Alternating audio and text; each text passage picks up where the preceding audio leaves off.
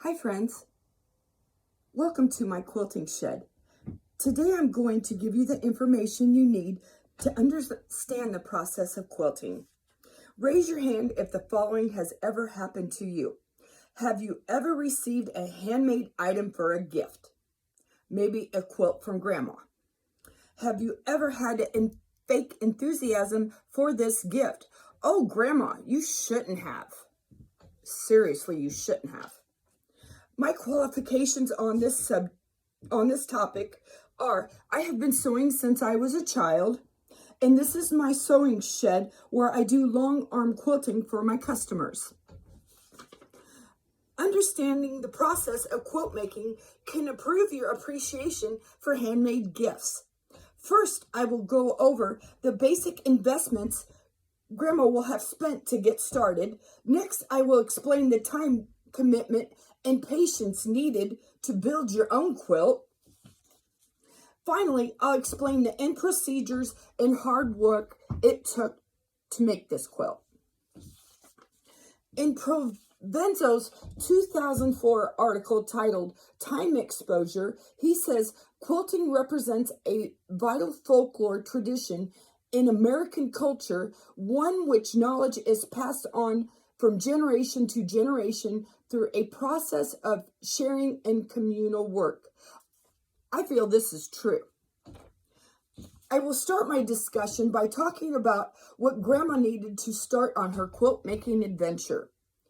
To get started, you will need a needle and thread if you're hand quilting, or a sewing machine if you plan on machine quilting.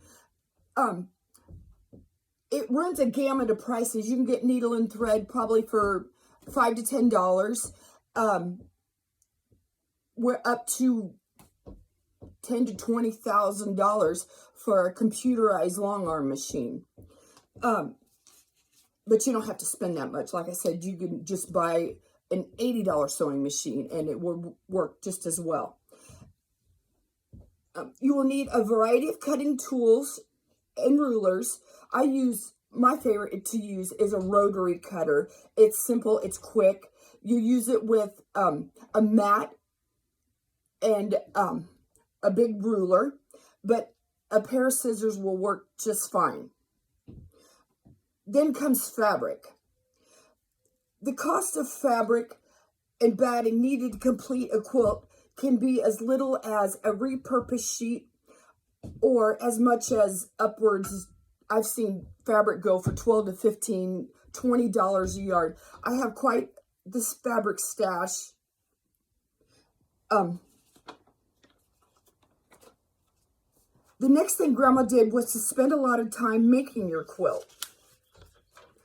Allow yourself a dedicated amount of time to spend only on quilting.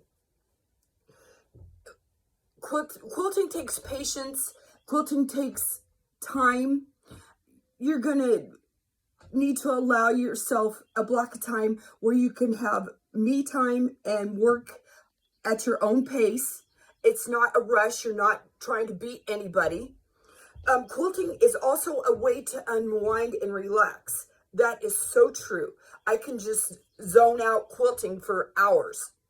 In her 1990 article titled Experiencing Therapy Through Making Quilts, Dr. Langelier is quoted as saying that quilting absorbs emotions, allows quilters to sort out feelings, or provides a focus outside the self, particularly through touch, the work of hands. And when you finish a quilt, you feel accomplished. You feel like you've done something, and wow, to show a finished product it makes you proud. Like I said, it can be monotonous though. When you piece the same fabric, because some patterns call for 120 pieces of the same two pieces of fabric sewed together, that can get on your nerves. This quilt here that I have on the long arm took, I think I counted 144 hexagons, and it probably took me 3 days to build.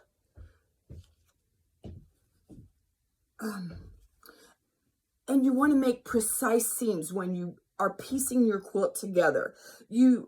Most quilting requires a 1/4 inch seam. So when you look at your pattern, it will say you need a 5.5 inch block. Well, that piece of material will end up being 5 inches because you'll have a 1/4 inch seam all around it. And that's really important to keep your 1/4 inch seam steady and smooth all the way through all of your quilting, because then when you're done, you will have precise, if I can show you here, precise corners, and you'll have nice angles. So you always want to sew at a 1/4 inch.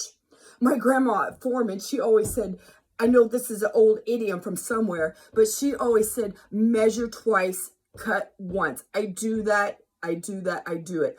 I measure my fabric. I measure it again. I measure it again, because you only get one chance to cut your fabric. Next, we will wrap up the process to put the final touches on Grandma's homemade quilt. We will now put all your hard work together to achieve a finished heirloom quilt.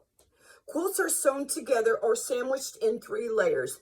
You'll have your finished piece top, and then you'll have your batting, which is, in the old days, it used to be all cotton. It was made from an old quilt or even anything they could find.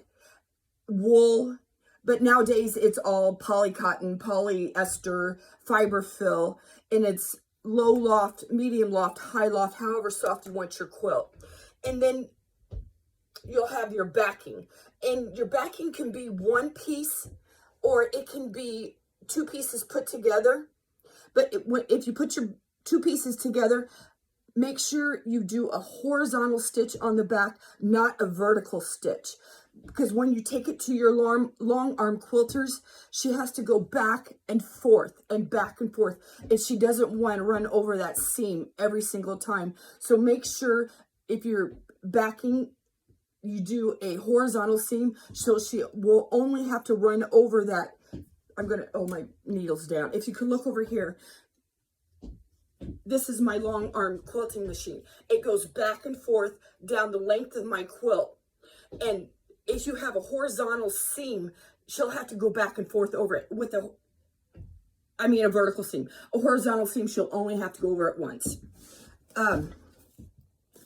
I accessed Merriam-Webster.com, the online dictionary, on July 11, 2020, and it gave me the following definitions for the transitive verb quilt. To fill, pad, or line like a quilt. To stitch, sew, or cover the lines or patterns like those used in quilts. To stitch designs through layers of cloth. I think I explained that through telling you about the batting. To fasten between 2 pieces of material. To stitch or sew in layers with padding in between.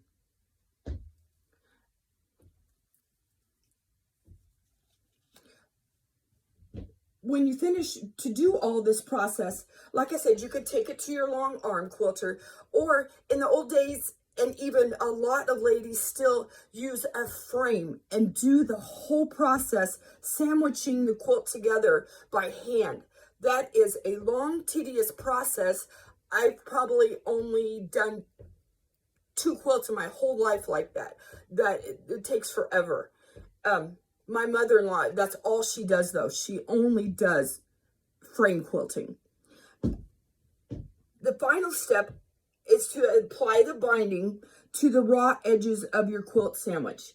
When all this is done, I will take it off the frame, and I can apply the binding on my home machine, or I will give it back to the lady and she can do it at her house. Applying binding, you'll have, if you can look down here, you'll have a sandwich. I only got 1 layer on this one. You will have a sandwich of your 3 layers. So you take a piece of material and wrap around the edge to make it nice and tight and to finish off your edge. And you can also do that by hand. That is the final step for your quilt sandwich. Now that you know the basic procedure Grandma used to make your quilt, let's go over what we have learned. My presentation has provided a look into the process of making a quilt. Quilt making can be a small or large investment. The allotment of time and patience are both admirable qualities of a quilter, and finishing a quilt to a final stitch requires hard work and effort. But the payoff is your finished quilt could eventually become a family heirloom. Closure. So the next time your grandma gives you a handmade gift, please appreciate the cost, time, and effort she put into making it. Thank you so much for visiting with me today. Goodbye.